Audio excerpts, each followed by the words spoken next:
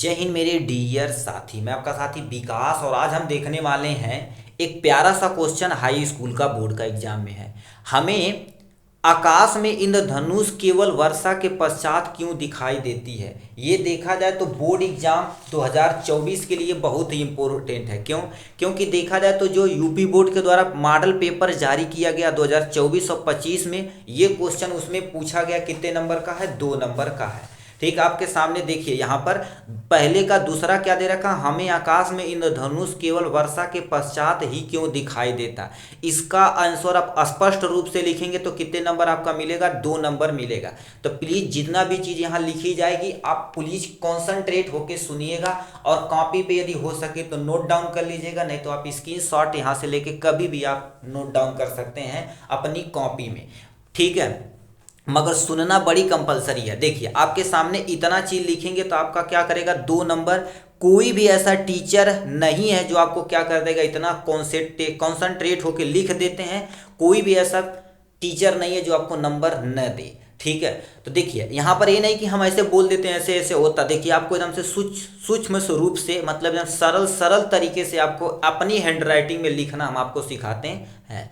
तो लिखा क्या होगा, प्लीज ध्यान से सुनिएगा। लिखा है वर्षा के बाद वातावरण में मौजूद वर्षों की बूंद एक प्रिज्म की रूप में काम करती है। ठीक है, प्रिज्म क्या होता है, देखिए जब भी प्रिज्म पे कोई श्वेत प्रकाश की किरण पड़ती है तो 7 कलरों में क्या हो जाती है, विभाजित हो जाती है। आपको प्रिज्म हम दिखा देते हैं। देखिए आपके सामने हमारे पास ये प्यारा सा प्रिज्म है।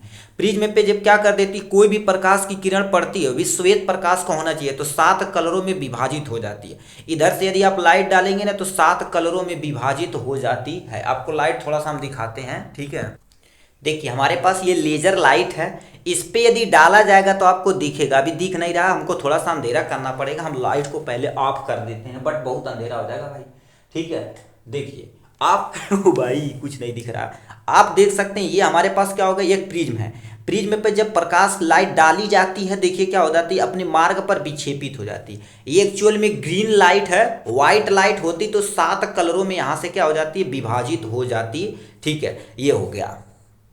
ठीक है, तो आपके सामने देखिए जैसे प्रिज्म 7 कलर को क्या कर देता, विभाजित कर देता, उसी तरह से हमारे जो वातावरण में मौजूद तुम्हारे पास क्या हो गया, ये मान लेते जल की एक बूंद है। ठीक है, जल की एक बूंद है। अब ये कहानी पढ़िए तब ये सारा चीज पढ़ते हैं। उसके बाद ये यदि कॉन्सेप्ट पकड़ लिए तो इतना आप क्या कर सकते हैं, चुटकियों में लिख सकते, इतना वादा है मेरा। देखिए पहला, ये जल की हमारे पास एक बूंद है, ये सूर्य का प्रकाश है। सूर्य की प्रकाश जब सीधे रेखा में आती है तो मान लेते हैं जल की जब बूंद पे पड़ती है तो आप समझिए क्या होता है, जब भी कोई प्रकाश की किरण एक माध्यम से किसी दूसरे माध्यम में, ये देखा जाता है एक हवा माध्यम है, जल एक तुम्हारे पास जल की जो बूंद है वो जल का एक माध्यम है। तो जब भी कोई प्रकाश की किरण एक माध्यम से किसी दूसरे माध्यम में जाती है तो पहले प्रकाश का अपवर्तन होता है। क्या होता है, यानी अपवर्तन। यहां पर किरण आपतित होगी तो कुछ एंगल पे क्या हो जाएगी, आपका थोड़ा सा आपको क्या कर देगा, टेढ़ा करना पड़ेगा। क्या करना पड़ेगा, टेढ़ा करना पड़ेगा।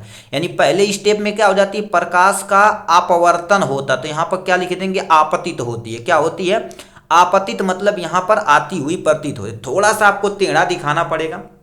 क्यों, अभी बताते हैं।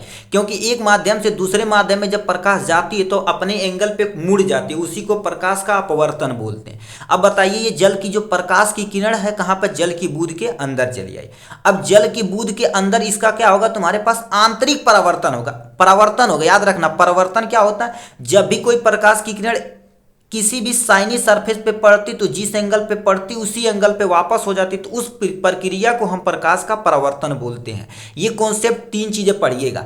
पहले किरण क्या होगी, जल की बूंद में आपतित होगी, अंदर जाने के बाद तुम्हारे पास क्या हो जाएगी, आंतरिक। ठीक है, ये तुम्हारे पास क्या हो जाएगी, आंतरिक परावर्तन होगा। क्या होगा, आंतरिक परावर्तन होगा, जो आपके सामने ये दे दिया गया है।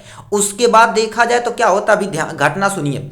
अब बताइए जल की क्या होगी, जब बूंद में आंतरिक परिवर्तन होगी तो ये जल से क्या हो जाएगी, बूंद से बाहर आती है ना, तो तुम्हारे पास ये मान लेते हैं तुम्हारे पास क्या हो गई, एक आंख हो गई यहाँ से, तो ये क्या करेगी, कुछ एंगल पे मुड़ जाएगी। क्या हो जाएगी, कुछ एंगल पे मुड़ के हमारी आंखों पे आती हुई प्रतीत होगी। तो ये बताइए जल से जब बाहर की तरफ आएगी तो दोबारा क्या होगी, अपवर्तन इसका होगा। मतलब ये तुम्हारे पास क्या होगी, अपवर्तित होगी, आपतित होगी। अपवर्तित बात एक ही है।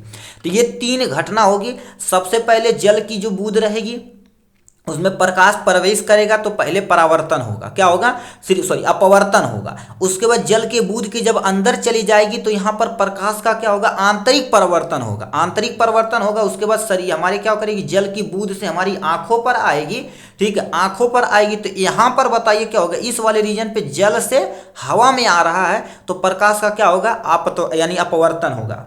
तीन घटना होती है, यही चीजें होती हैं यहाँ। और याद रखना सूर्य का प्रकाश हमेशा हमेशा क्या होना चाहिए, अपोजिट साइड पे होना चाहिए, विपरीत दिशा में। जैसे मान लेते हैं यहाँ पर कोई एक चोमू इंसान खड़ा हुआ है तो ये क्या कर रहा है, मान लेते हैं इधर इंद्रधनुष बनेगा ना, इधर इंद्रधनुष बनेगा तो सूर्य का प्रकाश यहाँ पर सीधे इधर जाना चाहिए, तब इनकी आंखों पर आना चाहिए।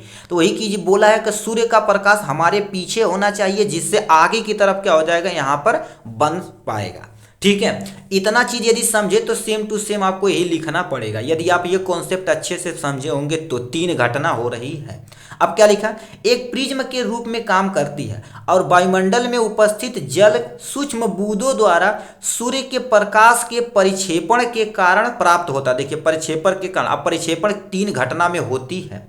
फिर क्या लिखा, सूर्य का प्रकाश बूंद में पहले आपतित होती है, देखो पहले आपतित होती है, यहां पर सबसे अंदर जाती, आपतित होकर अंदर आंतरिक परिवर्तित यानी आंतरिक परावर्तित करके पुनः हमारी आंखों पर आपती होती। देखिए पहले बोले आपतित होती है, आंतरिक परावर्तित होती, मतलब क्या होती है, परावर्तित मतलब परिवर्तन होता है, पुनः हमारी आंखों पर आपतित होती है, पुनः हमारी आंखों पर क्या हो जाती है, यहाँ पर आपतित होती है, जिससे हमें इंद्रधनुष क्या हो जाता है, दिखाई देता है। मेन यही कॉन्सेप्ट, दो लाइन लिखना पड़ेगा आपको। लास्ट में क्या लिखना पड़ेगा, इंद्रधनुष हमेशा सूर्य के विपरीत दिशा में दिखाई देता है। सूर्य के विपरीत दिशा में मतलब ये देखिए चोमू इंसान खड़े हैं, ठीक है, ये चोमू इंसान खड़े हैं, इसके सर के पीछे मतलब यहाँ पर बन रहा है, एक्चुअल में ये क्या होगा, यहाँ से प्रकाश जा रही हमारी आंखों पर आ रही, तो हमेशा हमेशा क्या जाता है, विपरीत दिशा में ही बनता है।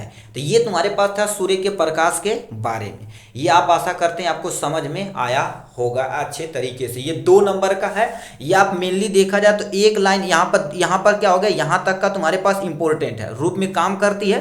फिर ये 2 लाइन बहुत ही इंपॉर्टेंट है और ये डायग्राम आप बना देंगे, नहीं बनाएंगे तब भी कोई टेंशन नहीं, बट 3 घटना को आपको अच्छे से एक्सप्लेन करना पड़ेगा एग्जाम में, क्योंकि यही टीचर देखता है कि ये बंदा किया है कि नहीं, कि 3 घटना होती है तभी प्रकाश के परावर्तन के कारण, अपवर्तन के कारण, अपवर्तित के कारण ही इंद्रधनुष हमारे आकाश में दिखाई देता है। ठीक है, ये था प्यारा सा क्वेश्चन। चलिए नेक्स्ट क्वेश्चन की तरफ रुख करते हैं भाई।